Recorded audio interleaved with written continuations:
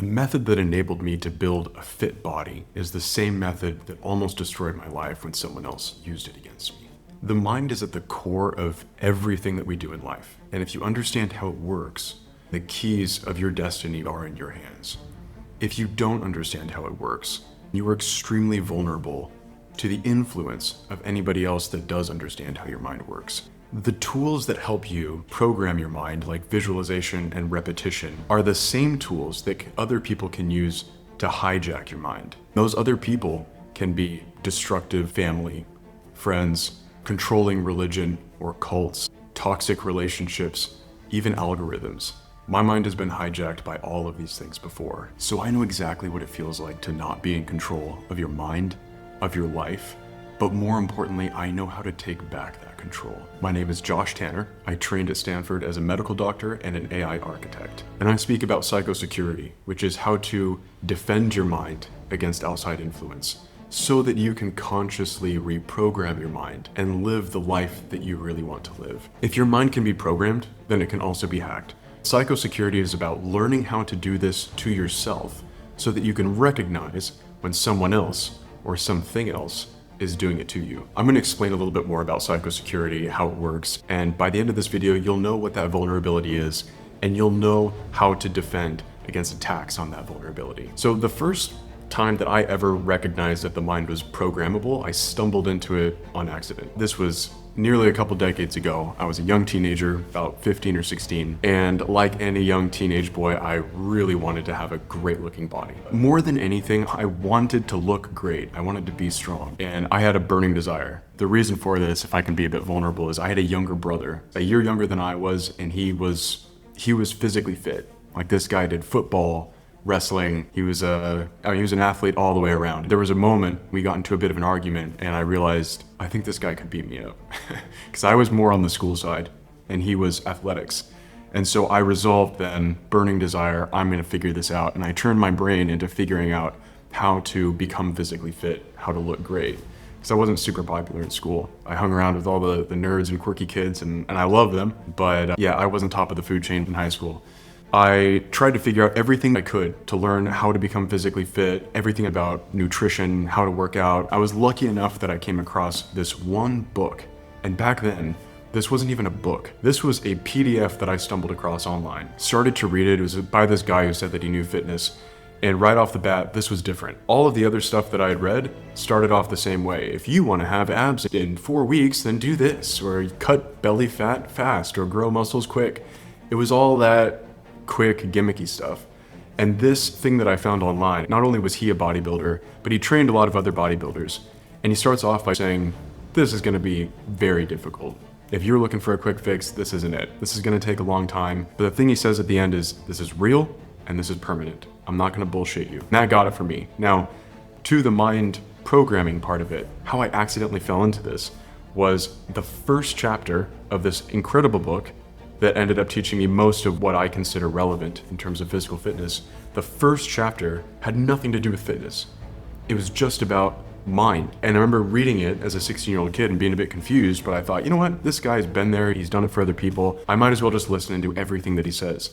And what he told me to do was to write out what I wanted, get a clear mental image of exactly what I wanted my body to look like. Abs, chest, arms, all of that. He said to go online and to find pictures of actors or people that had great bodies like I wanted to have, and to hold that as a visual reminder throughout the day. So even to print them out, that you repeated it on a daily basis. And within about 3 months, I achieved incredible results. I put on at least 20 pounds, most of that muscle. It was night and day. People at school would stop me, and even adults. I remember going to my orthodontist is putting on my braces, and I'm like a 16, maybe 17-year-old kid at that point who was telling me, Josh, you have to tell me what you've been doing. It was a big change, and I didn't realize how much of a role that first chapter played in this. And now I realize it played a more critical role than I could have imagined. It was this mental reprogramming. It helped me to identify as someone who had already achieved what I wanted.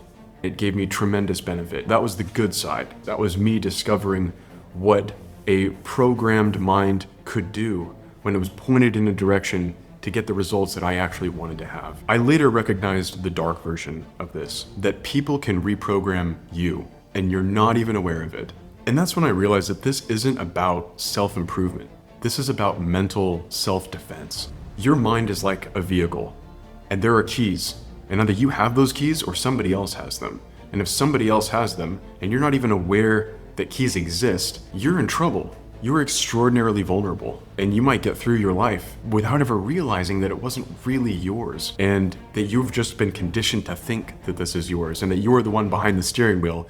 But just like the 2-year-old that has a little play steering wheel and thinks that he's doing something, that could be you. I realized that was me. That was me on multiple occasions. And as I said before, I'm a Stanford-trained medical doctor. Not to brag, that's just saying that this is not an issue of IQ, of intelligence, of savvy, none of that. We all just need to be very humble and say that we are all vulnerable to this, hands down. Now specifically, we are more vulnerable than we have ever been before. Security has gone through 3 major revolutions. First, we've had physical security, and this would be for your property, and that's been around for a very long time. Next, we've had information security. Following that, we've had cybersecurity. And we are on the cusp of the next revolution in security, which is psychosecurity, which is what I'm talking about. It's what I believe is the key to maintaining control of your mind and building it into the mind that you want. Everything around you, from your body to the success in your life to the health of your relationships, these are all lagging indicators of the quality of your mind. And if you look around in your life and none of those things are the way that you want them to be, or one of those things isn't the way that you want them to be, there is a non-zero chance that it's because somebody else has the keys to your mind and somebody else is driving you in a direction that you're not aware of, that you don't want to go. So why is psychosecurity becoming a thing now? Why is it so important to understand how our minds work and how to defend them? Throughout all of human history, the most sophisticated device that has been used to manipulate and to attack, to control the human mind has been another human mind. But now we're getting to an era where we have trillion-dollar computers with greater and greater sophistication. We have AI coming onto the scene. These tools are motivated to understand how our minds work and hold our attention, and they're succeeding brilliantly. So I want to talk about one crucial element of psychosecurity, which is your story. Your story is important because we're all on some variation of the hero's journey, which means that we are all growing. The 2 lies, and these are like attack vectors, that if you internalize them, they provide access to your mind that other people can exploit. The 2 lies are, you've already made it, you're already good, you've already gotten over the hump, you're great. This is like your ego, right? You've already done it. That's line number 1. And line number 2 is you are so screwed up, you'll never make it. So abandon all hope. Both of these lies, they're 2 sides of the same coin. It's stagnation. If you've already made it, there's no point in learning anything else. What else have you got to learn? And if you're a total screw up and you're never gonna get there, well then why even try? There's no point in learning or growing.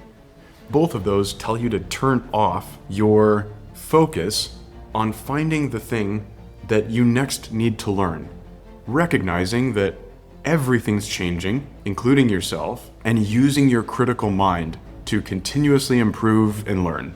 A mind that recognizes they are on a continual path to growth is a healthy mind.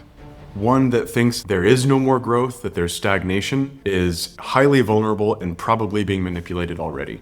So back to my fitness transformation story. I have a regret that I want to share. And it's that I don't have my before pictures. The before pictures that you take before you've done any diet or exercise, anything like that. I took them. I don't know what happened to them. I must have lost them.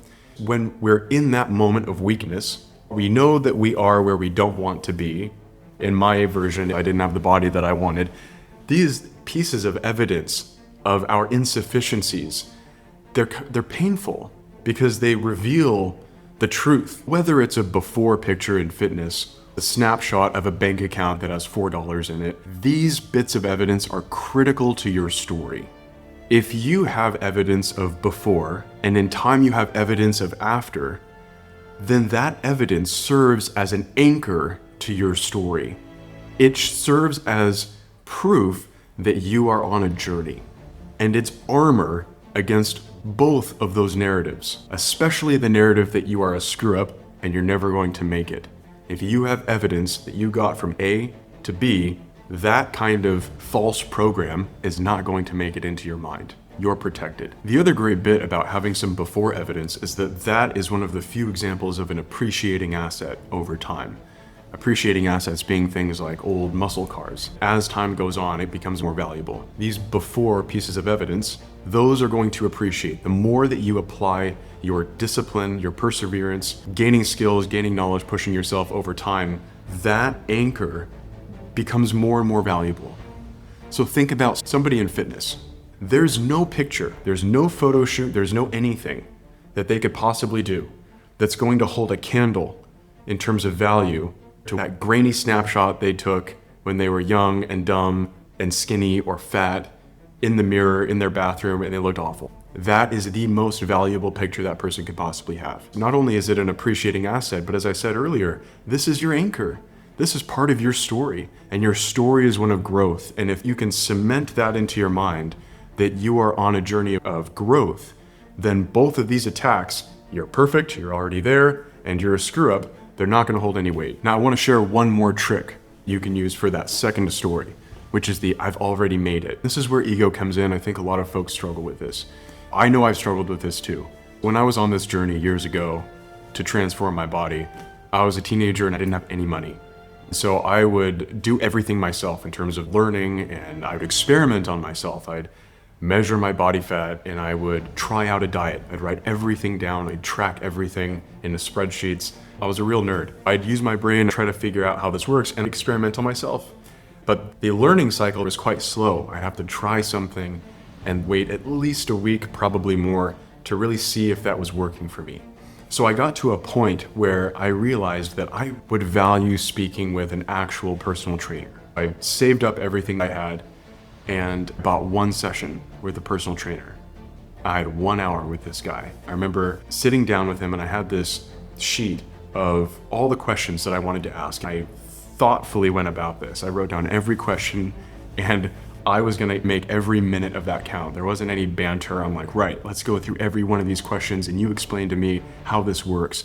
And I told him in detail, right, this is exactly what I'm doing. This is what I'm eating, when I'm eating it, all of it. This is when I'm doing body fat. And I was trying to speak as quickly as I could, threw everything out there, and I was waiting for him. I'm like, okay, now tell me, what do I need to know? And the next sentence out of his mouth dropped my heart. He said, Josh, it looks like you're already doing everything great. The reason why that hit me so hard and it made me so disappointed was because I actually wanted growth. I wanted him to say, you know, Josh, there's something that you could tweak about everything you're doing. That would have been the best case scenario.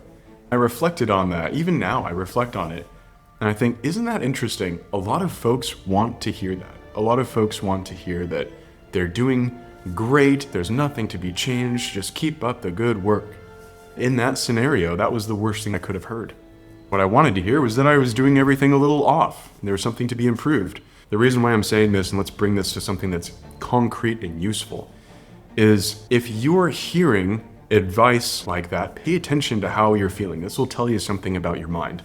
If during a feedback session with a boss or a spouse, you're doing everything great, honey, just keep doing the way you're doing it, pay attention to how you feel. If you feel like that is, wow, that was the best outcome I could have hoped for, why? That's telling you to stay put.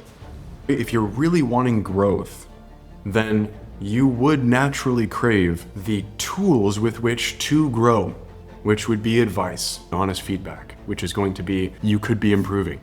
You're not doing everything right already. Now, if you get that kind of advice, this is what you could change, and you're elated, that's a very good sign.